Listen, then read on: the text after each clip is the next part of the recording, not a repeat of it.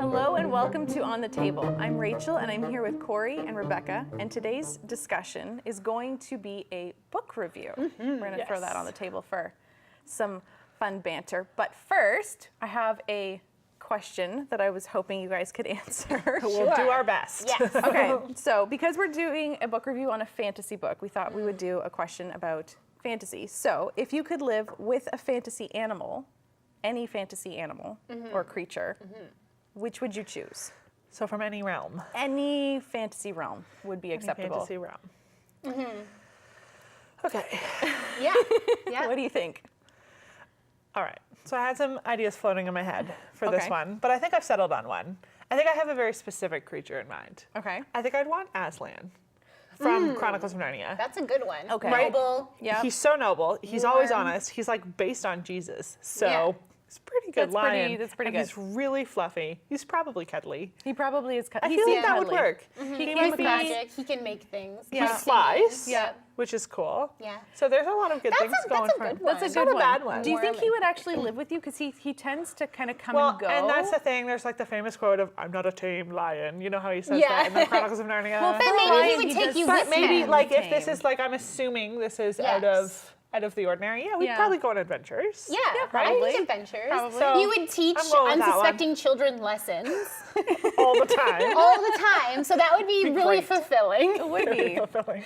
Okay. Yep, I'm sticking with that one. All right, Yeah, Aslan, I like good it. answer. Yeah. Draco from Dragonheart, hands down. I love me some Dragonheart. You're gonna have to give me some backstory on that one. Okay, so Draco is a noble lion. He's one of the dragon. See, I'm stuck now. He's a noble dragon, and he's one of the last of his kind, which is sad. So I would kind of hope that wasn't the Yeah, case. he But was- you know, the he was the sequel kind last. of tried to fix it.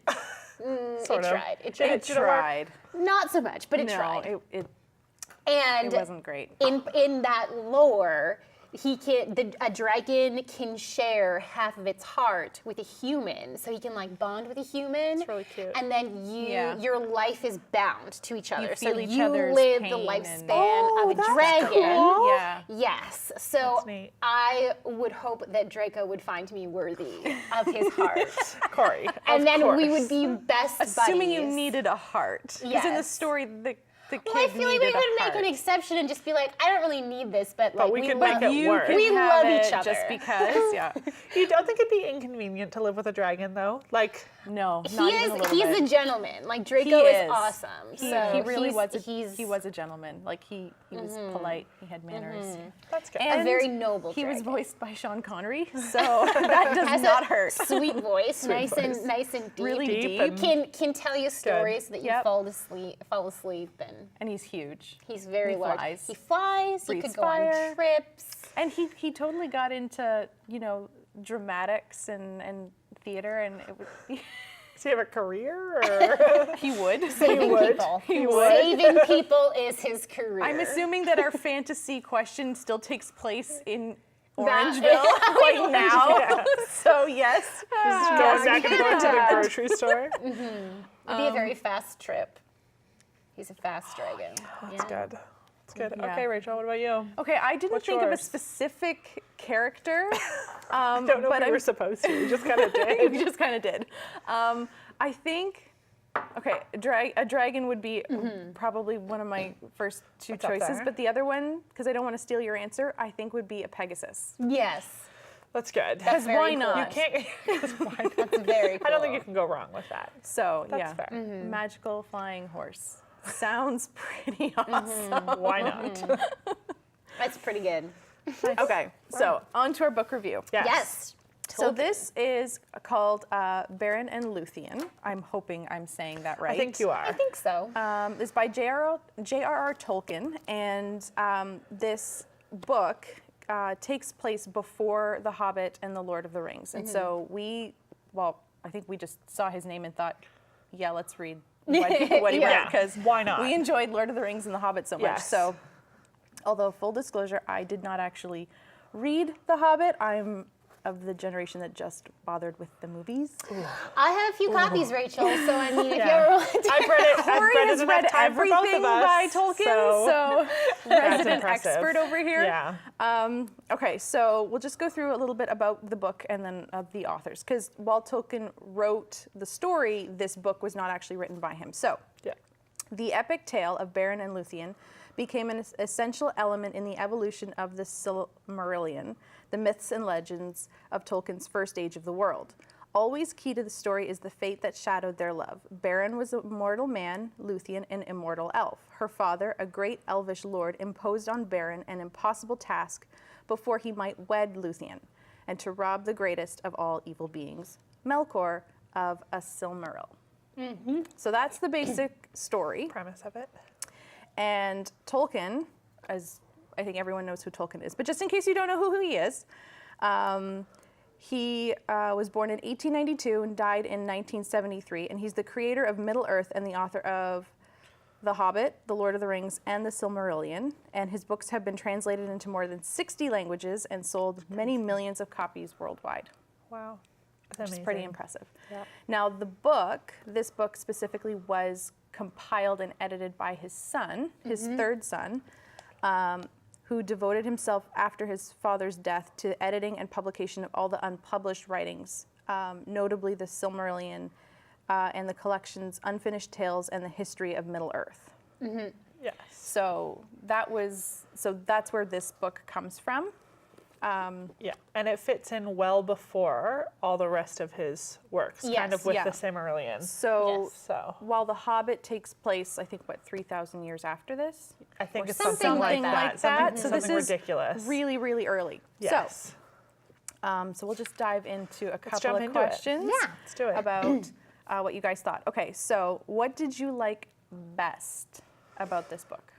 the actual story, I think, is what I really liked best, and it was very obviously reminiscent of Tolkien's Finnish style. I found you could definitely tell that it was unfinished. But yeah, I think the actual storyline itself, Yeah. very cool, very romantic, Yeah. very Tolkien. Yeah. And with that, one of the things that this book does is, for me anyway, it wasn't so much of I was expecting like a novel, like you could Yes, just That's what I was expecting read as well. it front to back. It's one big not Like what it story. this is the story. That's not Yeah, what it is. that's The not what it story is about this long. Yes. And the rest of it is just kind of Christopher's, which is his Tolkien's son, his kind of take on putting it together and the Yeah, evolution right. of the actual story of Beren and Luthien, which I was not expecting at all. Neither. Yeah, I didn't see that coming. really thought it was like cover to cover, kind of like The Hobbit, like just Yep. a full story. Yeah. So that was interesting. But my favorite piece about this was actually kind of the history of it Yep. and some interesting pieces through it. So one of the things that this book that I sort of found out afterwards, which made me want to read certain sections again, was that the story of Beren and Luthien is actually completely based off of JRR Tolkien and his wife. It's 100% supposed to represent them, which is cool. And the reason he Yeah. got the idea for this book is he saw his wife dancing in the woods and like singing and dancing, and he was like, she's the most gorgeous person that's ever lived. And That's that's so what cute. this Sweet is story is that? about. So my favorite piece was not actually like in the book. It was sort of like the history history of around it. it. So That's yeah. pretty good. I really enjoyed. I agree with you. I really liked the story. When you first get into it and you actually get to the first portion of the story, I think that was Yes. probably my favorite. It read to me a little bit like the Narnia series. It's Yeah. kind of like you're just being It's similar to told a C.S. story. Lewis. Yeah. It is similar in that way, and I liked it. It's a pretty quick read. In that way, and I really enjoyed just the characters were fun. Like Yeah. the villain is a talking cat, Yeah. and then Yeah. there's this heroic talking dog. Like there's Who's just so yeah. heroic. so heroic. Yeah. And it's fun. I really enjoyed that aspect of it. Yeah. I think Yeah. the most. Yeah. It feels very classic Tolkien, but with even more of a feminine influence. Yeah. Yes. In terms of the female characters are Yeah. pretty well fleshed out. Yeah. Whereas in something like Lord of the Rings, they're not as fleshed out. Yeah. Yeah. Just because of the nature of that series. Right. Yeah. So I think that was kind of a nice fresh take for him, even though Yeah. he didn't really intend it to Yeah. be published this way. Yeah. It was nice. It still works though. It works. Okay, what did you like least about the book? Okay, I have a list. List. Not really. All right, yeah. There was a lot of things I liked about this book, and kind of like what Corie said, that beginning story, I was like, yes, this is great. Once that stopped, I was like, what's going on? This is like a historical case study of their story, and it kind of wrecked it for me a little bit. Right. There was pieces through there that I was like, this is great. And I liked how they expanded the story, especially with certain characters, which I'm sure we'll eventually get to. But a lot of it was like that first story. I was like, this is so sweet and adorable. Yeah. And then he kept writing, and I was like, I wish we had just left it at that first story, or Right, just the right. final version of the Yes. story even, and made this something separate. And originally, when kind of in the preface when Christopher's talking about it, he says that that was originally one of his intentions. He was going to do that, but he thought that this honored more of what JRR Tolkien had actually done with it. Right. Because Right. it was a story of him and his wife, essentially. Yeah. It evolved through their relationship. And you Right. can see that as you read through it. It's really neat because it does evolve right through the relationship. And even the coolest piece of history I found on this is on their tombstones, underneath Tolkien's name is Beren, and underneath his wife's name is Luthien. And I was So like, sweet. that's rad. That's so cool. And that's one of the reasons. So Christopher Tolkien, he's like 93, talks about it in the preface here too, that this is likely his last book. Yep. And this is one of the ones he wanted to end on for his parents' To honor legacy, his to be like, parents, it's more yeah. of an in memoriam thing Right. that he did, which I'm like, that's adorable. That's and it makes very me want to sweet. like That's read all the very love sweet. poems in it again. And that was the other thing in here that they did well. They have a lot of poetry in here. And it's Yeah. Which was awesome good. poetry. It's It's really well good. done. It's really well written. Yeah. It's very, it flows. Yeah. It's a very easy read. Like you can get through it Exactly. pretty quickly. So That was that that was was one of good. the things I didn't love. The other thing was the names, and it got me in Lord of the Rings and The Hobbit, all of them. The names, I just find them so difficult to try and pronounce that I just Yeah. sort of like I like short true. form. All of the names eventually, Yeah. which is fine, but Yeah. it's just a personal pet peeve I Yeah. have Yeah. that I'm like, there's no way no one Some in of the them were world really is going to long, pronounce too. this Yeah. well.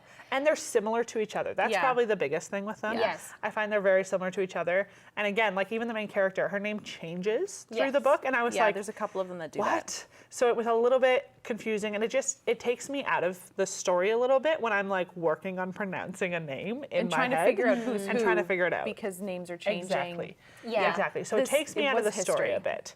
But it's also written so very long ago that I understand that the names are going to be different and that Yeah. kind of thing as well. So it makes sense. Yeah, it changed throughout his life, and as he was moving towards a better story, it's you Exactly. you do get to see Tolkien's process. That's Yes. that's one of the things that I think is really neat about this Yeah. style of book is that you get to see his writing process and what Yeah. he started with, and then how he changed it over time, getting Yeah. ready for like a Yeah. finished version of Yeah. it that he never really got never to. got to. And if I felt I had known that going into it, Yes, I it would have been a agree. different story for me. Yeah. I agree. But since I really she read the back of the book, did you understand it was a case study? Neither did we. No, we did so, not. So did that was not. one of the things I kind of took issue with, where I Yes. was like, I feel deceived. Yeah. Yes. I didn't love that. Yeah, and So- see, like as a teenager, I would have been totally into this format Yes, because Really?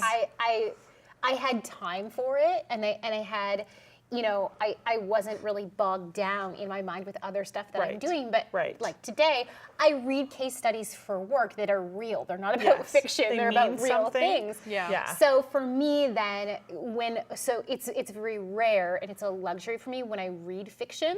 Yeah. So to go into fiction and then it turns out to be in the style Yeah. of a case study Yeah. for me, that was like no, because this was supposed to be more of a It was break. supposed to be a break from work. But Yeah. so it's good to know that going into it. Yeah.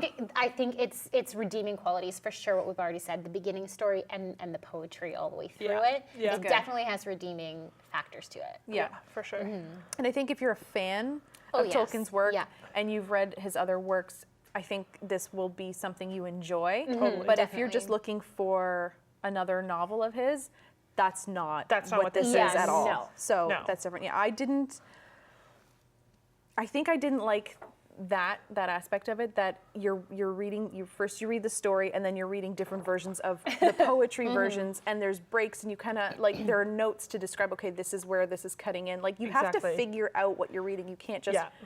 blindly read through it. Yeah. And that's kind of what I Yeah. was hoping for. Just An easy sit reading down, a story. just I'm love just story. That's what we here. wanted. Yeah, that's what I wanted. Yeah. So I think that's kind of the thing I liked least about the book. It's not the story that I had any issue with, because I really enjoyed the story and even the different versions. Some of them added depth, even like in the poetry. You're like, okay, that was good, but just that the book is filled with different versions of the story. Yeah. After a while, I'm like, wait, but that's different this time. Yeah. And then Yeah. you kind of, and because I have baby brain right now, I'm like, wait, what happened in the other one? So it was a Yeah. bit much for me mentally Yeah. that way. So that I wasn't a fan of. But, That's fair. But it's a good story overall. It is. Okay. What other books by this author have you read, and how did they compare to this one? And I'll go first and say I've read nothing, so I can compare nothing. Well done. Well done. Shameful. read nothing. I've read The Hobbit and I've read The Lord of the Rings series. Now, The Hobbit I had to read for school, so it's like a Okay. bit of a different Yeah. way that you're reading it when you have to actually like study it, take notes on it. It's a bit different. So I Book didn't reports, enjoy The essays. Hobbit as much. Yeah. Also, just a general thing I have with books, I don't like over descriptive books. Will. Not a thing for me. So for Tolkien style in Yeah. general, Yeah. he's very descriptive. Extremely I descriptive. like things to be. I think I appreciate the craft of an author who can point your imagination into a direction that Okay. you can connect your own pieces. I really appreciate what that in movies, anything. Right. So for Tolkien, he leaves nothing to the imagination, No. every every single detail, He's you know what's literally going on. painting a picture of a Literally, different with words. world for you. Yeah. Okay, see, that sounds amazing to me. Maybe I should. This actually is read why it. you should read it. Yeah, you actually- Hobbit and you Lord of the actually should. Rings. You should. I think So- you'd enjoy it. Yeah. Especially in a fantasy world, I appreciate that aspect where you're Yeah. everything's painted for you, And- because you are entering into somebody else's It's mind. true. It's not like Yeah, if you're reading a book about today. exactly. Yeah. We all know what And today Tolkien looks like. does do it well. Like out of all the does. authors that I've read who use a Yeah. lot of descriptive language, and I think you could almost say with Tolkien it's almost necessary because he is doing a whole different world. Right. Yes. You can kind of make that argument, and it's fair. Yeah. Because like you're not going to know what an elf is, especially like His now we version do, but of- his version is so different, and even that Yeah. changes in the book from gnomes to men to In this they're Beren and changing Luthien in the one, Beren yeah. and Luthien book. It changes, and it's established now because of Tolkien, but it never used to be that way. So when Yeah. these things were originally coming out, he has to be descriptive for you to get it. Yeah. Yeah. Which like I appreciate it. I just don't want to. It's not my preferred style of reading Right. ever. Okay. Right. So Yeah. But I thought this one held up well to it, Right. like the sections.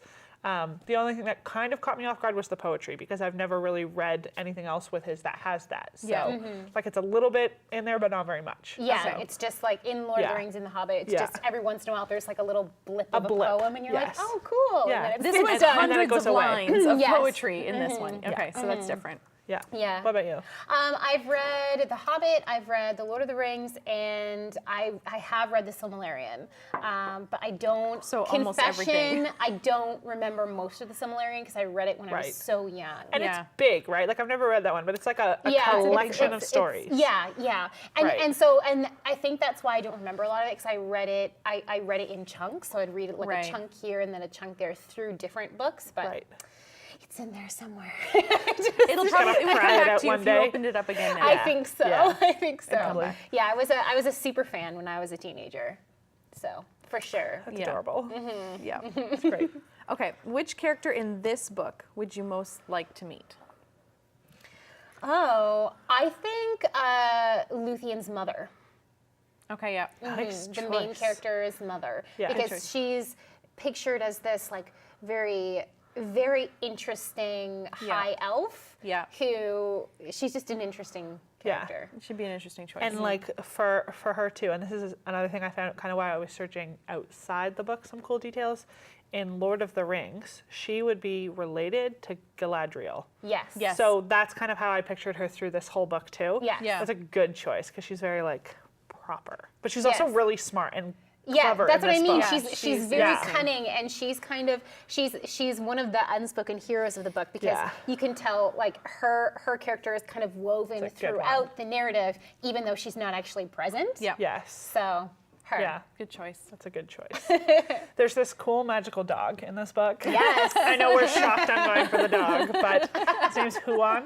And I like, thing I like most about his is how his story like evolves through the book. Because it starts off that he's just this really cool magical dog who like sometimes he's evil, but in this case he has to be good because he owes her like this debt. Right. And then it kind of goes on to like, the finished story is that he can only talk 3 times his entire life. Yeah. So the fact that he chooses to speak to her and he's so heroic, like he saves her and like Luthien and Beren so many times. Yeah. It's amazing. So he would be one. First, it's a giant dog, guys, who's magic, who can speak. Who can speak. Like, True what else enough. do you He's want in heroic. your life, Yeah. right? So that would definitely be the one I'd want to meet. Okay. Hopefully on his good side. So, Hopefully. yeah, I went with a villain. I'm shocked. I know, surprise, It's not like surprise. every Disney villain. Which one? Which Yeah, one? which one? Okay, so Tevildo, the king of the He cats. would eat you. He would eat me, but I would meet him first. Right, And sure I would enough. try to Yay. win him over. Good luck You with do that. have a good way with cats. I do have a way with cats. And you also have a plethora of cats. I do. So that would I would work hope well. that my having so many of them and knowing them ease so you well into it. would help me with That's funny. this introduction. But I Yes. think I'd like to meet him. It'd be pretty cool. It'd be fun. I think the sheer shock of it would be cool. And he's giant. Yeah. Like it's not like great. you're meeting a house cat. You're meeting a giant, evil talking king of the Yeah. cats Yeah, sure enough. that actually appeals to me. Yeah, it's like personally, I'd choose one of the nice cats, but hey. but hey, It's like every Disney character. You're like, what's my favorite? Oh, the villains. The All of villains. them. It's always the villains. All the villains. They're always like, oh, they're so cool. They are Somebody's got cool. to They cheer are for the cool. villains. That's me. Okay.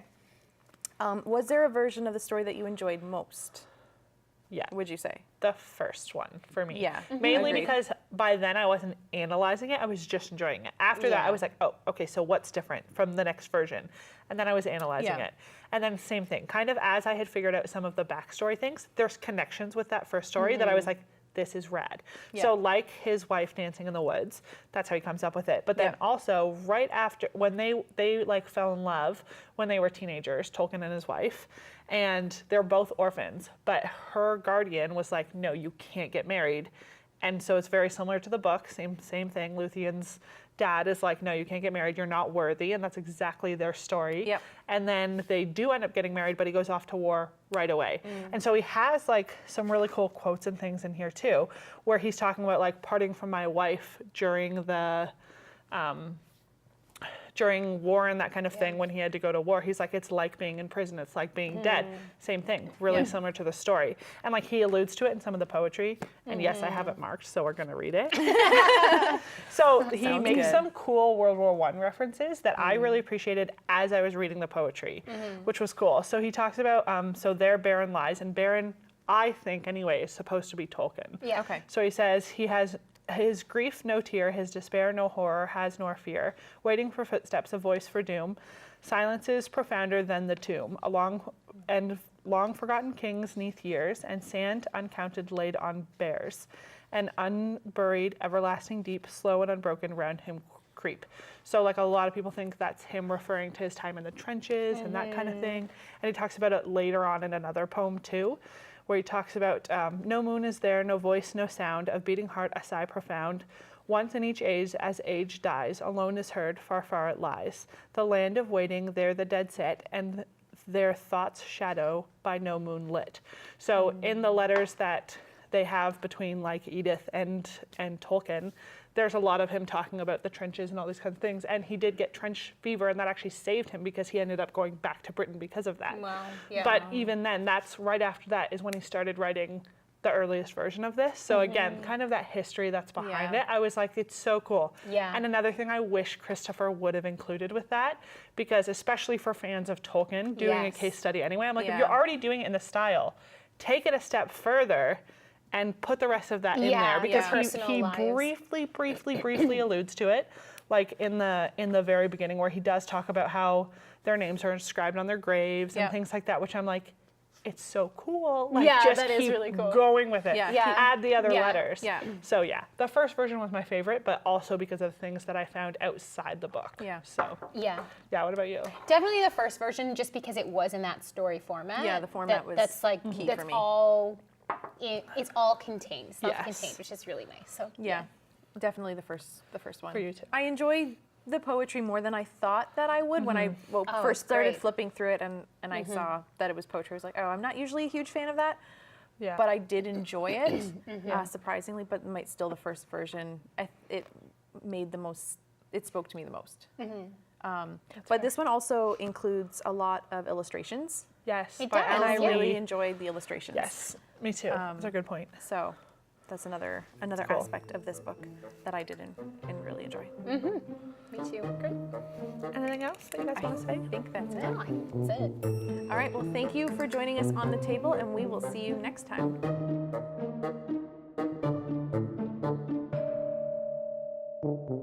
Thank you for joining our discussion today on the table. If you enjoyed this episode, give us a thumbs up. And don't forget to click subscribe to stay up to date with all the latest from Bible Discovery TV.